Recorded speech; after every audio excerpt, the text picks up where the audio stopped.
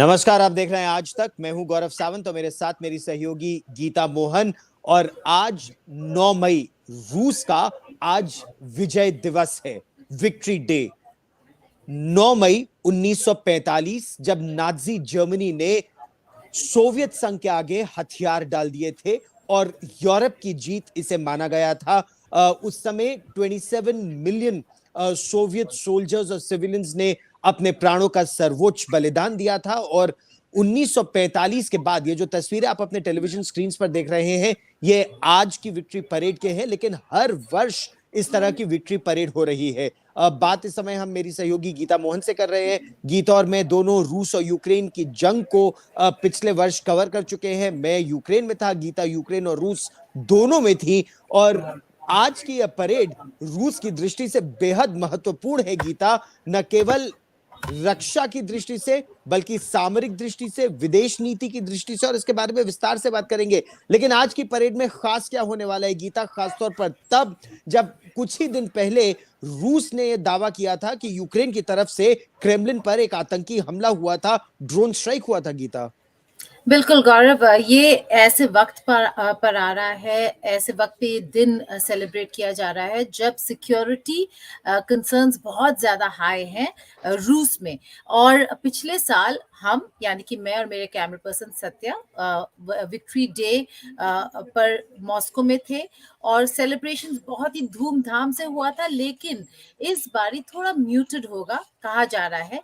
कह रहे हैं कि जिस तरीके से लास्ट ईयर हुआ था उससे कम होगा। लेकिन देखिए गौरव, कोविड से लेके अब तक, कोविड के सालों से लेके अब तक विक्ट्री डे परेड थोड़ा म्यूटेड रहा है। उतने जश्न के साथ नहीं मनाया जाता था कोविड के दौरान जैसे पहले मनाया जाता था। लेकिन ये भी कहा जा रहा है कि 12 ऐसे प्रोविंसेस हैं, 6 प्रोविंसेस हैं और 12 ऐसे सिटीज हैं जहां पर विक्ट्री डे सेलिब्रेशंस कैंसिल कर दिए गए हैं, इंक्लूडिंग क्राइमिया। अब क्राइमिया क्यों? क्योंकि क्राइमिया बहुत ही स्ट्रेटेजिकली लोकेटेड जगह है, बॉर्डर इलाका है। 2014 में रूस ने अपने कब्जे में कर लिया और उसके बाद से काफी सारे प्रॉब्लम्स नजर आए। लेकिन जब ये युद्ध शुरू हुआ उस बीच जब भी यूक्रेन को कोई जवाब देना होता था, कोई अटैक करना होता था या अनकन्वेंशनल वॉर मेथड्स यूज करने होते थे, तो वो क्राइमिया में हमें नजर आता था, वो ब्रिज को ब्लो अप कर देना। तो इसीलिए शायद क्राइमिया बहुत ज़्यादा सिक्योरिटी कंसर्न्स की वजह से थोड़ा प्रिकॉशनरी स्टेप्स लेते हुए शायद इस बारी जिस तरीके से क्राइमिया में सेलिब्रेशंस होते हैं वो नहीं हो रहे। लेकिन हम एक्चुअली विक्ट्री डे से पहले पिछले साल मॉस्को पहुंचने से पहले क्राइमिया में ही थे, तो वहां पे तैयारी बहुत जोरों शोरों से हो रही थी। इस साल नहीं हो रहा। लेकिन common But let's talk about what's happening now, Geeta. Let's talk about the tension that prevails in Moscow, especially after the Kremlin terrorist strike, where the Russian president Vladimir, an attempt, at least that's what the Russians claimed, that there was an attempt on Russian President Vladimir Putin's life. Now, this year, while the parade, you say, could well be very muted, but this is also a show of military strength for Russia that's been engaged in a battle with Ukraine for more than 430 days and counting, Geeta. Well, that's right. This is, if you see, it might be muted, but the messaging is very clear.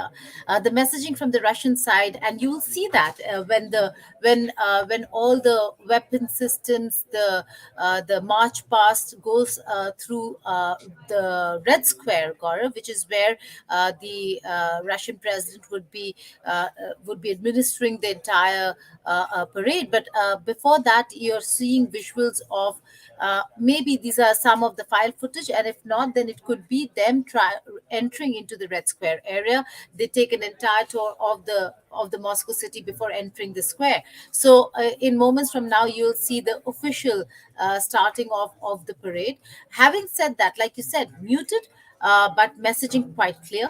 The pre-Soviet Union states are going to be a part of the celebrations, we're told. Last year also, we didn't see massive attendance from various countries. That is for given reasons, because Russia is at war with Ukraine. Having said that, this is a very significant day It is the end of the World War, and not to forget, Gaurav, this is one of the wars where Ukrainians also had played a very important role. They also participated And and which is fought very against interesting, Nazi while Germany. Ukraine and absolutely, while Ukraine was part of the Soviet Union and was part of that conflict, 9th of May is when the Russians celebrate, 8th of May is when rest of Europe celebrates. And this again is an amazing story. By the time that surrender document reached the Soviets in 1945, it was past midnight in Moscow, and that is why the Russians celebrate, or the Soviets Exactly. celebrated on the 9th. Everybody else celebrates it in Europe on the 8th. Ukraine has chosen to celebrate it on the 8th and not the 9th. And that is why the Russians are calling President Zelensky a traitor who's not true to his ancestors. Well, that's right. The Soviet states celebrated or celebrate Victory Day on the 9th, and Ukraine shifted gear after having served within the Soviet army and fought the Germans valiantly, been a part of the World War, and the victorious side of World War. Interestingly, Gaurav, it's Russia and Crimea, which is now under Russian control, was a part of Ukraine, where the three leaders, Stalin, Churchill, and Roosevelt, had met to sign the end of World War in Europe. While in East, the war continued with Japan, but it was in Levidia Palace in Crimea that they had signed the document to end and how to come together to end the war against Germany and to defeat Germany. So, very interesting snippets when it comes to history. This is a historic moment in itself, a slice and a part of world history. Russia did play a very important role, and today, yes, there are many countries who would not want to be associated or be part of this. But the India Today crew was in Moscow last year, and while it seemed a little muted, not as but not as muted, they did want to show that in the midst of the war, there's a message that they wanted to send across, and that's the reason why Okay. a few things that today stand cancelled, Gaurav, were not cancelled then. Now, what are the things that have been cancelled? What's also Uh, very interesting, so about 10,000 people are expected in parade each year, 10,000 spectators. Last year, there were 131 units. There were 77 fighter aircraft and helicopters that took a part in the unit. You have vintage tanks and you have the latest intercontinental ballistic missiles. This is Russia's massive show of strength. But while we talk about the military, and we will in a moment as we see those tanks roll down the Red Square, what's extremely interesting is the diplomatic messaging from President Putin. You have the president of Belarus, Lukashenko, who arrived for this Victory Day parade. But apart from that, presidents of Kazakhstan, Kyrgyzstan, Uzbekistan, they've all been invited. And that's a message that, and the Soviet Union flags, Geeta, that's amazing. You have Soviet Union flags along with the Russian flag this year's parade. It happened last year also. It is a huge shift, and it's messaging to all those states that were erstwhile Soviet states, part of Soviet Union, the Soviet Union. And this happened last year as well. It not just happened within Russia. Gaurav, it also, the Victory Day parade of May 9th took place in the captured territories of Ukraine as well, especially Zaporozhia, Kherson, Mykolaiv, parts of Mykolaiv. And in those parts, they had the Russian and the Soviet flags, trying to message to them that you were part of us, that you were one of us, and it's no different today. So, yes, the Soviet flag did make a comeback last year, and it seems like this is a messaging that will continue and is a part of Victory, and now has become part of the Victory Day celebrations 2 years in a row. Having said that, I was just going to say what is not going to happen this time around. Apart from the 6 regions and 21 cities, the March of the Immortal Regiment. What happens there? Again, it is beautiful to see.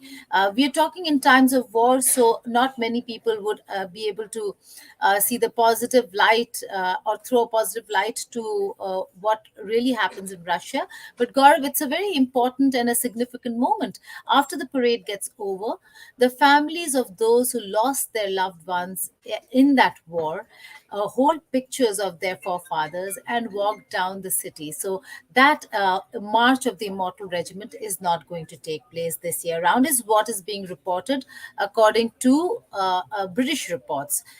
And also the fact that the CIS states and some of the Soviet the erstwhile Soviet states and their heads of government or state are going to be part of the parade in March, clearly shows where Russia stands in the region. We got a sense of it, a feel of it when we were in Goa reporting the SCO, and what Russia is for these countries and this region, and how it is still important. So apart from the fact that the West would like to see Russia isolated, and the fact that it's a sanctioned state where the West would want to see other countries comply to these sanctions, there aren't many takers in this region and this part of the world, Okay. not just for their own interests, but also because they are as strategically aligned with Russia as some other states are with the West, including So Ukraine, this would depending on the. indicate, Geeta, let's keep this conversation going, and this would indicate that it was the Western propaganda for the past 1 year that appears to be collapsing. 1 year ago, and for 1 year continuously, you have Western media that's telling you Russia's on the verge of collapse, Russia's running out of weapons, Russian army is on the verge of collapse. You've reported from Russia and you're in touch with people. Is any of that happening, or it's actually ammunition on the other side that appears to be diminishing and drying, and America is worried that they will not be able to provide Ukraine with the kind of weapons and ammunition that Ukraine seeks? Well, unfortunately, Gaurav, quite a bit of what you're saying is actually true in terms of let's as people who've been reporting from both sides, it's not about propaganda. It's also about narrative and interests. Now, in Ukraine, there's a government that's aligned itself to the West, unlike the previous government or government before the previous one, where Yanukovych was aligned to Russia. So, if a country, depending on its leanings, changes its foreign policy, then that's a dangerous trend for the country itself, and which is what we saw in Ukraine. Having said that, all the promises that were made to Ukraine were not kept. The Ukrainian president speaking in Poland, saying that we are going to go on an offensive irrespective of whether planes are going to come to us, clearly shows that he has been insisting, requesting, urging his Western allies to send Ukraine planes, which have not come. He's been urging for the ammo and the weapons that he has requested. Not all of them have come, and certainly not in time. So yes, the West may be sustaining the war, but is it winning the war for Ukraine? Clearly not. Now, Russia, on the other hand, is a country with weapons and an entire system and network that is not going to diminish anytime soon. Well, yes, in some parts, replenishing of weapons and ammunition has been a worry and a problem, because of which you see none other than the Wagner Group's chief had said that we are going to leave Bakhmut, but they have done a U-turn now Yes. because they got a call saying that you're getting your ammunition. So who's sustaining a war to victory than sustaining a war to ensure that the other side stays back? It's Russia. Ukraine has been only able to manage Russia from keeping them at bay.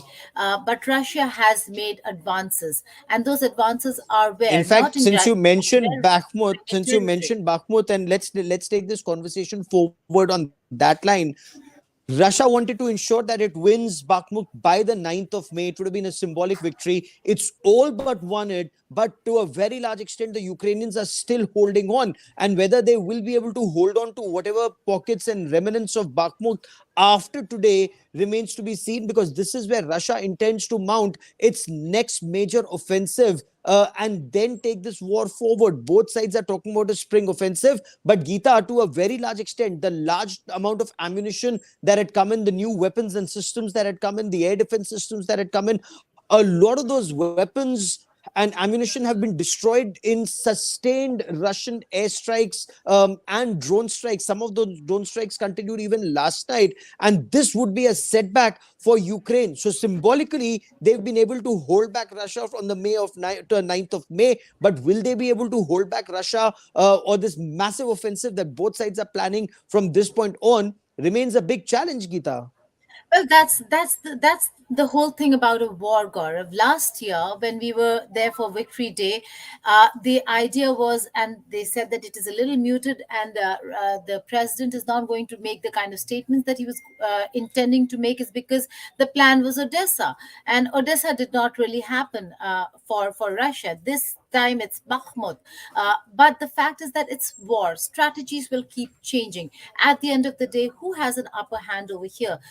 For them to come back to the negotiations table, Gaurav, the Ukrainian president has made it very clear that Russia will have to leave territories that were captured beyond Donbass. In fact, he's mentioned Donbass as well, which is an impossible task now. But even if you had kept Donbass aside and said, okay, well, not Donbass, let's come to the negotiating table after you withdraw from other territories. At this point in time, at this juncture, politically, forget about what Zelensky is saying. It is impossible for President Vladimir Putin to have his men withdraw from Zaporizhia and the Zaporizhia nuclear power plant. Apart from the fact that it's a strategically very important site for Russia now that it holds in terms of energy, so on and so forth. Also, the fact that so many Russian soldiers have died capturing these territories. What does he tell people back home? Well, we wanted to capture it and we're letting it go, irrespective of how many lives have been lost.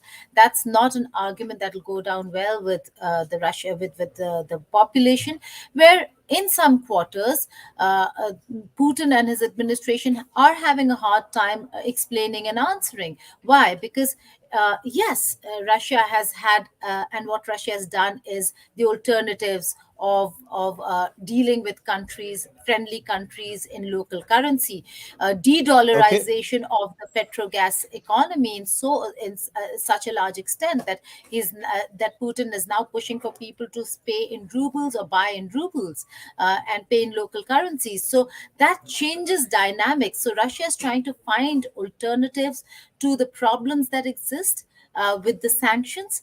Having said that, within Russia, there is an entire section that is also questioning whether if this is going to be sustainable because of the rise in inflation. That is not going to take their eyes off what Ukraine is and the messaging to Ukraine that being a part of NATO is not an option. There are other countries, no, whether if it is the Scandinavians or others, who might want to join or might not want to join. Russia will think of and Okay. assess its security interests accordingly. But Ukraine is a no go. For Russia, Ukraine joining NATO is an absolute no go. And certainly the parameters that Ukraine has to match to be a part of the European Union and the NATO is really difficult for Ukraine itself to adhere to and to comply with at this point in time and at this juncture. Not the war or stability, even politics, democracy, freedom of press, on all these parameters, Ukraine has a lot that it has to do to be a part of those blocks. When you look at the conflict and when you look at this Victory Day parade, last year you had 131 different units that were participating. You had about 77 aircraft and helicopters that were participating. You had the intercontinental ballistic missiles. Now, some of the weapons on display at the parade have already been used in this conflict, and especially some of those massive missiles to devastating effect. Will the weapon systems that are on display and the soldiers, since they're already deployed, will this parade be more symbolic than a show of strength today? Is that the impression? Well, you make a very good point, Gaurav, because this happened last year as well, and it just skipped my mind. You're absolutely right in saying that the show of strength in terms of their forces, that certainly was diminished last year and this year as well, is because most of them, active soldiers, are on field at war at the borders. So on the borders. So they're not here, but you will see a lot in terms of what is going to be at this place. Sergei Shoigu, the defense minister of Russia, declared that more than 10,000 individuals and 125 pieces of weaponry will be showcased in the Victory Day parade. Compare it to before COVID times or even before the war, it's much lesser.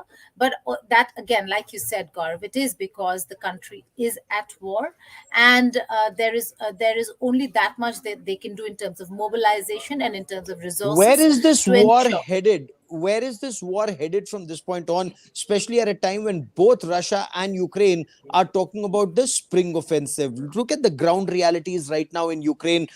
Winter's ending before summer sets in. There's a lot of slush that would actually mean that tanks cannot move forward, the armored fighting vehicles cannot move forward, the pieces of war, whether it's artillery pieces or surface to air missiles, they cannot move forward. But the moment the ground hardens, and that will happen in days, if not weeks, the moment that ground hardens, are we looking at perhaps the most decisive phase of war, whether it is Ukraine mounting an offensive into territory it wants to retake from Russia, or Russia furthering the line all the way up to the Dnieper River or even beyond? Well, Gaurav, very interesting because you see, we've tried to read into what Russia is doing. Now, last year, all the war experts had been saying after the war broke out and uh, we're looking at spring, there was conversation about permafrost and how this is the time for Russia. Uh, it I don't think really matters anymore because this is going to be a long drawn war, if not a war full of action where you will see people in combat. You will certainly see this entire region turn into a conflict zone for sure, because Russia is not getting out of these parts of Ukraine anytime soon, unless and until there's some major breakthrough between the two countries, and there is somehow the Ukrainian side coming with a solemn pledge that they're never ever going to look to the West. I don't see Russia leaving this part of Ukraine. And if that is going to happen, then irrespective of what the weather conditions are, they will have to brave it, they will have to face it, and they will have to keep what they think is theirs. For Russia, these captured territories for now. For Ukraine, not coming to the negotiating table unless and until these captured territories are freed is something that Ukraine will really have to work very hard towards. Now, in comparison, it's not just about the weapon systems technology, it's about manpower as well. The Ukrainians don't compare, they're just incomparable when it comes to manpower between the forces in Russia and forces in Ukraine. And to top it all, no ally of Ukraine that's part of the NATO can put its soldiers on Ukrainian soil. Having said that, Russia, Gaurav, you again, you made a very interesting point on where it is headed and where does Russia stand. Now, after the attack, the drone attack or the attempted attack on Kremlin, and what they termed as an assassination attempt against President Putin, one would have thought that there will be some escalation. Now, both sides have spoken of the offensive, but none has carried it out or moved on it. I suppose it is because of an assessment that for Russia right now, they're in a position of advantage. Should they be wasting a lot of more resources in going in, or should they wait it out to see what happens next? For Ukraine, Okay.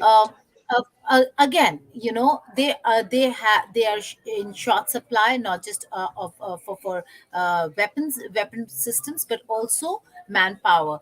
I suppose the whole idea of an offensive, where they've announced an offensive, can only come about if there is a thrust. Now, the Pentagon leaks again, Gaurav, are an interesting story. If we take Pentagon leaks for what they are, then there were NATO soldiers or NATO servicemen in Ukraine, on Ukrainian soil, helping Ukrainian soldiers. That should have changed the dynamics of the war. It really didn't. We didn't see a massive escalation despite the Pentagon leaks. In fact, if anything, Russia kept saying, well, we know what NATO and America has been doing all along. Now it's for the world to No, see. in fact, they went On a step ahead, espionage. Geeta. Yes. Moscow's directly attacked Washington, D.C. Verbally by saying Washington, D.C. is responsible for this attack. But tell me this, what's the real military assessment in the United States of America? Where do they see this battle go? Because President Zelensky has to keep the morale of his army high, and he will continue to say that we will fight till we won, till we've defeated Russia. Realistically, do Americans actually think that will happen, or is the American assessment that the Ukrainian army is poofing off ammunition a little too quickly, quicker than the Americans or other NATO countries can replenish weapons and ammunition, and this will put Ukraine in a very vulnerable spot the moment that offensive starts, the spring offensive, whether it's from the Ukrainian side or the Russian side, which means this battle will last through 2023 and, God forbid, even in 2024, Geeta. I'm telling you, Gaurav, it looks like this is going to be a long drawn one, turning into a conflict zone. But going back to the assessment, now in the leaks that I read, there wasn't a specific assessment of where Ukraine stands, but there certainly was some sort of a double speak, so to say, on American side, where on the one hand, uh, Biden was saying that, well, planes and jets are not going into Ukraine. And on the other hand, and about the weapon systems. And on the other hand, their assessment, internal documents spoke about how the forces were diminishing. The S-300 air defense system would last only till May end, is what their assessment said. Now, they might have newer systems and defense systems and technology that are coming in, but this was a critical one. Also, they are still looking at Soviet made tanks and systems for the Ukrainian soldiers. Why? Because this is the first time in a very uniquely positioned space where you're seeing a country where the soldiers know how to handle and use one type of tanks, and those tanks and machines are in fact made by enemy nation over here, Russia. So they're looking at all those friendly countries that have Russian makes and are trying to mobilize them and send them to What's Ukraine. also very Again, very interesting, unique. Geeta, Just, if I just may, let me complete, Gaurav. Very okay. unique is the fact that these soldiers are now, during wartime, being taken to Poland and being taken to various other countries for training. Leopard tanks, they don't know how to operate them. So during war, at war, the soldiers have been taken to Germany to train and then being sent. Why? Because the But whole is this idea that NATO symbolic? soldiers No, cannot that's come the to point I Ukraine. was coming to. That's the point I was coming to. Is this more symbolic? How many soldiers are they taking to Poland to train them on the Leopard tanks? Point one. How many soldiers are being sent to England for being trained on fighter jets, on Western fighter jets? How many Agree. pilots are being sent to the United States of America for training? And if they are, I mean, are these mind games that are being played with Russia? Because how will the fighter planes come? These pilots are trained. What aircraft will they fly? Where will those aircraft come from? So are they just keeping either Ukraine in good humor, or fighting, or playing mind games with Russia? And is Russia seeing through all of this? You train fighter pilots, but what will they fly? Well, that absolutely. Now, for the Leopard tanks, is different because they've already pledged sending some of the Leopard tanks, and that's why they took the soldiers there. But do the numbers really matter? What are the numbers we're talking about? What front? They might be able to only help service one front in a very long border battle between Russia and Ukraine. So yes, in many ways you're right in saying that. But again, Gaurav, this is a unique war. This is training during war, preparedness during war, and trying to mobilize weapons and ammunition for a country during war. There was no preparedness and preparation. What surprises me more is the fact that the Americans kept saying Russia is going to invade. In fact, nobody else said it. You and I were reporting on it, and we ourselves, from our intelligence sources, kept saying that, well, yes, they are prepared, but there is no war, that there's no invasion that's going to happen. But if the Americans were so sure, how come Ukraine was not prepared for it? Why were they caught so unawares? Which is a huge question. So yes, this is going to be a long-term conflict, Gaurav. Russia's assessment of what they see in terms of training, I suppose, is more realistic. They know that the 12 soldiers or 15 soldiers or 25 pilots being trained elsewhere is not going to translate into a victory in any corner, any quarter. Should this be done by the West? Absolutely. Do they need it? Yes, because if it's a long drawn war turning into a conflict with a conflict zone, this training right now might help them in the future. But at this point, at this juncture, this certainly is something that should have been done long ago, and might help way after. At this juncture, Okay.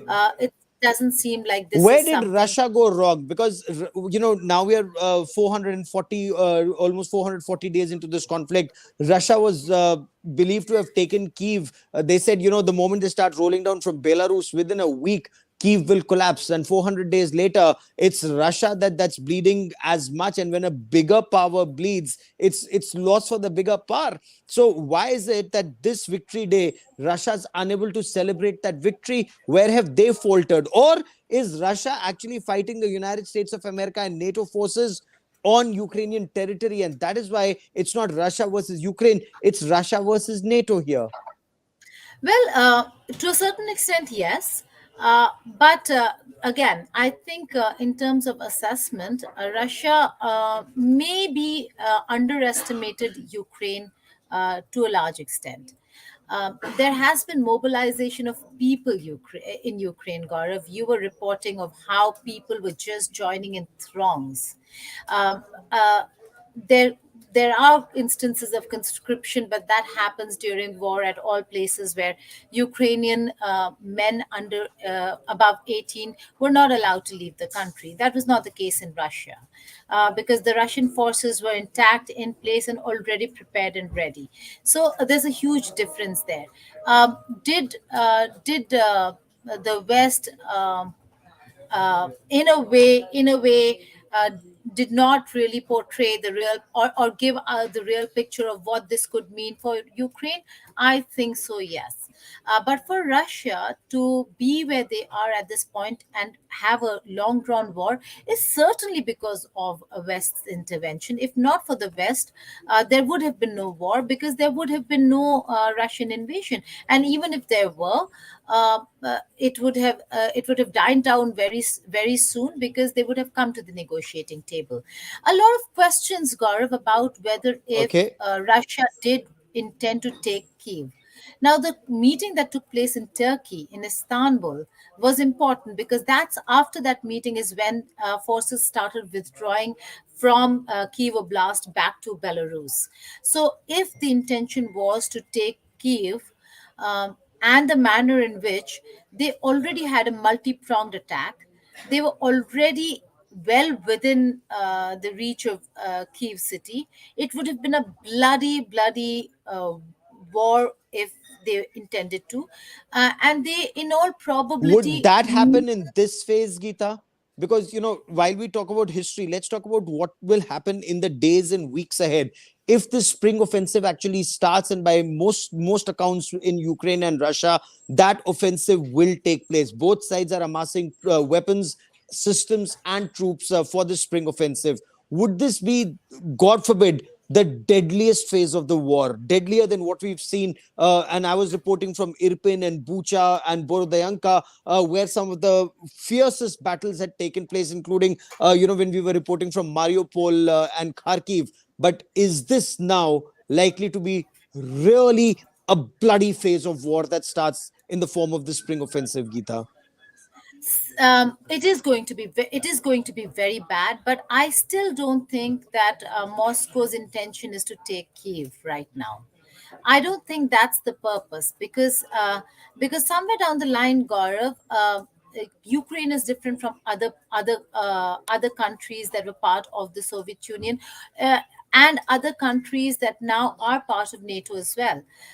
Ukrainians and Russians have familial ties. Ukrainians, quite a few of them speak Russian. Write in Russian. The eastern parts were quite Russian origin people. So I don't see the spring offensive to the extent that they'd want to take Kiev, but a spring offensive where the Eastern Front could boil and heat up again. And if that happens, it's going to be massive destruction beyond the Donbas region. Beyond Zaporizhia, Mariupol, and we were reporting from Mariupol after the destruction, Gaurav. Never seen cities razed to the ground to the extent that people were left dead in the streets for days and weeks on end. You don't And want to that is see a what repeat appears to of be that. happening.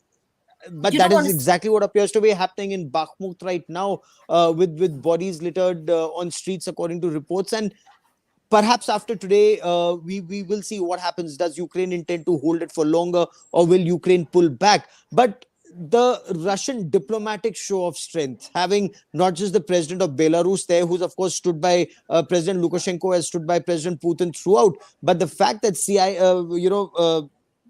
Kyrgyzstan, Kazakhstan, CIS Tajikistan, countries. yeah, CIS countries have their heads of state being a part of this parade. That's a show of strength. And if Russia was to be isolated, that clearly doesn't seem to be happening. In fact, have the Americans and NATO actually pushed Russia closer into China's arms? And in the long run, that's a bigger disaster for the world. It is.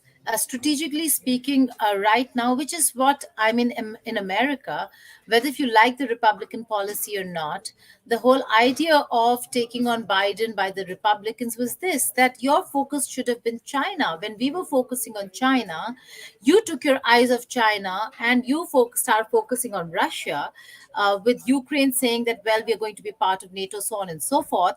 And now you have a multi pronged war.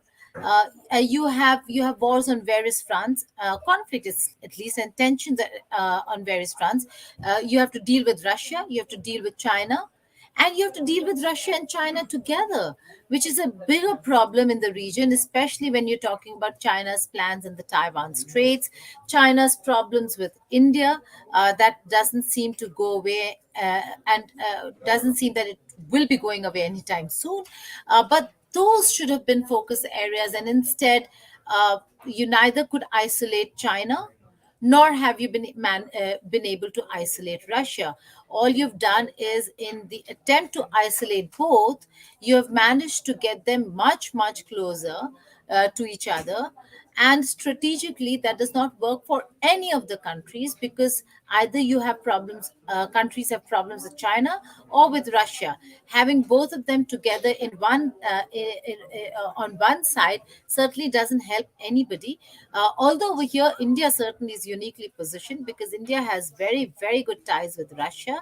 It has great ties with the West, and certainly has ties with China, where it has to manage those ties, irrespective of what the border tensions are.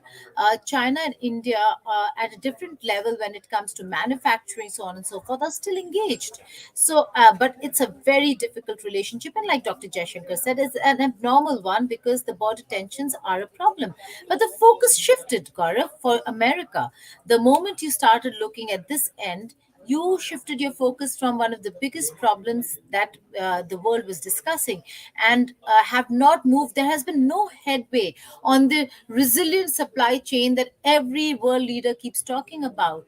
Nothing on that front, and is the reason why Chinese trade with various countries, including India, has doubled, has increased manifold.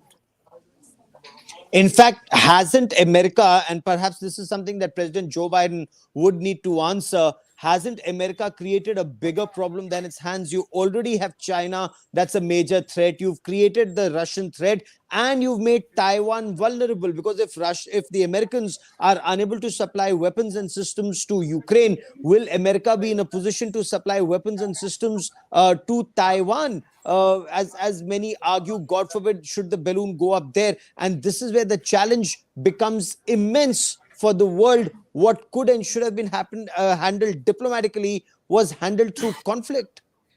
But I'm glad you asked that question, Gaurav, because it's very interesting. If something happens in the Taiwan Strait, you will see the Americans there. Their interests there are way, way greater than their interests in Ukraine, which many call a European war. And that makes it a very sad situation that you have the West talk about standing by Ukraine, but they really have not, which is not the case with Taiwan. And if something happens in the Taiwan Strait, and should you see Americans there, maybe then Ukraine will realize how much they were left out in a war which could have been owned by the West and fought well, with lesser loss for Ukrainian youth and troops. But that was not the case. And it certainly will not be the case if something were to happen in the Taiwan Straits and with Taiwan. You will see the American carriers there. You will see the nuclear powered carrier in those waters. So it's a very different story, but it is also telling of how America But aligns its funny, strategic interests. we should call Ukraine the European war, when half of Europe is least interested in fighting it. Germany is a very reluctant fighter in this NATO operation against in Ukraine. Italy is very reluctant. It's only Britain, to an extent, France, and there is tremendous resistance even in France. It's just Britain and the United States of America, and both are paying a price. I mean, look at the prices of gas that have shot up across Europe. Look at the prices that are going up in the United States. Of course, you have oil companies in the US that are minting money, that are actually minting money with this uncertain world. But the situation does appear very, very grim. But also try making sense of this. Will Ukraine be abandoned should tensions spike in the Taiwan Strait? And Europe, how committed or dedicated is Europe when it's starved of resources itself, especially military resources? See, that's again interesting, Gaurav, because this is where it will actually truly be a European war, because America will be focusing and largely mobilize its assets into the Taiwan Strait and around those waters. And when that happens, you will actually see this to be a war where European countries that want to or have sided with Ukraine come to the rescue. Germany has had a unique position where they have supported Ukraine. They've been rather critical of the war and of Russia, but and they have reduced their supplies to a notch when it comes to a knot when it comes to Russian gas, is what they say. Whatever it is, I know that they're invested in ensuring that Ukraine is not taken completely.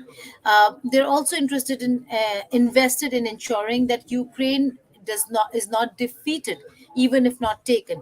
Because if there is a defeat, they'll go back to the negotiating table, and then you don't know what Russia will do with the captured territories. Now, we're not talking about Donbass. That's already been declared. Russia is not going to give up on Donbass. Donetsk and Luhansk are two separate republics. The Whether if the world recognizes it or not is a different matter altogether. Russia is not going to give up on those.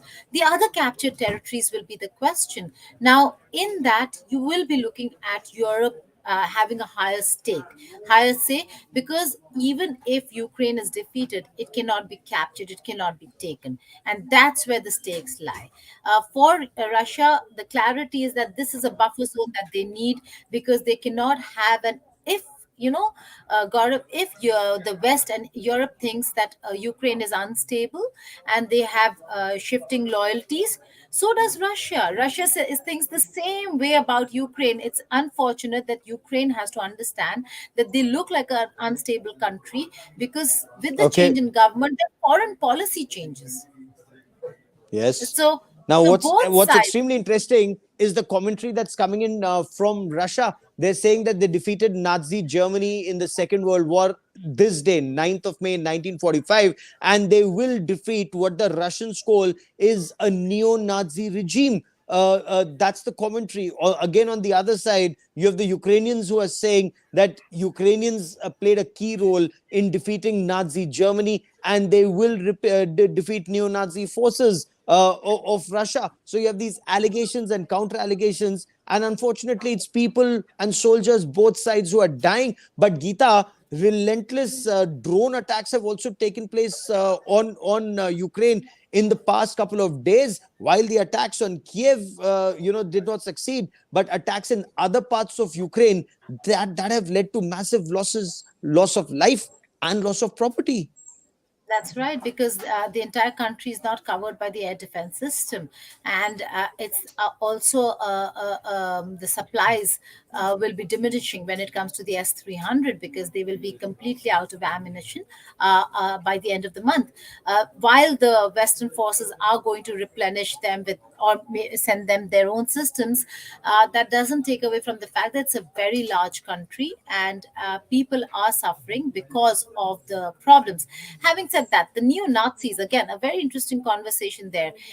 Within Ukraine, Gaurav, the west and east of Ukraine are different. They think differently, they're different people, and the government in Kiev has, in a way, discriminated against the Russian speaking population in the Eastern Front. How so? Because it does not bode well for a country that calls itself a democracy to ban an entire language as an official language. That's the Russian language was banned for the entire eastern parts of Ukraine. It was a real task, a tall ask, because they never communicated in any other language but Russian. Why would you want to ban an entire language just because you want to seem different? Even if you're a different country, you still can have those languages and the cultures and celebrate it. So, yes, there were problems even before the Russian intervention, or for that matter, the Russian invasion. The fact is that at the end of the day, Ukrainian government also has to realize and see what they were doing within their own country. The Azov battalion, But certainly, there is no again. such realization. There is no such realization, is there? In fact, after the loss of so many lives, battle lines and positions have actually hardened on both sides. And when Ukraine says it will fight till Russia is defeated, and all territory, including territory that was lost in 2014, is regained. So they want to take back Crimea, they want to take back Donetsk, they want to take back Luhansk, they want to take back the territory that has been lost since 24th of February 2022. That's, unless President Putin's regime is changed, that doesn't seem to be happening. And on the flip side, unless President Zelensky's regime is changed, Russia is also not getting Ukraine to back off, which means this is actually an indefinite war being fought between NATO and Russia. Absolutely, Gaurav. But when we talk about no realization within Ukraine, is also because the country is at war. When a country is at war and has been invaded, then the leader of the time, any war, any country, you just go back into history and see, becomes a war hero, a national hero, and the opposition has no space. You have an entire opposition that was actually opposed to Zelensky tooth and nail, and they all rallied behind him because there is no option when a country goes to war, especially when the war is not of their choosing, and that they were forced to go to war with another country because the other country took Ukraine to war. So there needn't be a realization over here for now, because look at the Okay. statements Zelensky makes. Look at the kind of speeches he's giving. When people are dying, they're still coming out and saying that, we will fight this war, so on and so forth. We're here.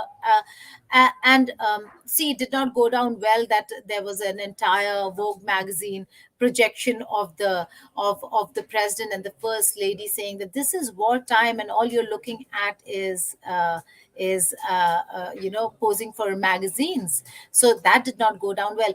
I think there is a disconnect. There is a disconnect within Kiev, and I don't see how it's moving forward. In fact, within Kiev itself, Okay. there are top leaders who are now not no longer aligned with or happy with the decisions that are taking place. There are also reports of Ukraine is not known to be or not unknown to have corruption in the country. Now there are reports of corruption at or during wartime work. That's serious. So forget about realizing what with Russia.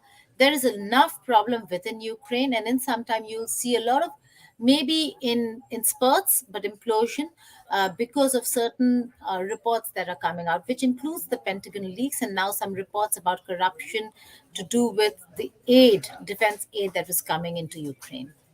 That's extremely interesting, and for people of Ukraine, that would be very worrying. One of the American assessments of Ukraine is that they're proofing of ammunition far faster than can be replenished, and how long can they continue the war unless ammunition is replenished for this massive offensive. Also, Russian intelligence have been able to pinpoint some of those major ammunition depots where ammunition was stocked up for the spring offensive, and before that offensive could start, a major part of that ammunition in Ukraine has already been either destroyed or cooked, which means rendering it worthless for an offensive. Geeta and I and our entire team will be tracking this story very closely as we report on the Victory Day parade being celebrated at the Red Square in Moscow. In fact, it's being celebrated not just in Kremlin, but in various parts of Russia, though quite curtailed, and has been called off in several other parts of Russia because of the imminent terrorist strike, as Russia puts it. Geeta and I will be tracking that story. Geeta, for joining me here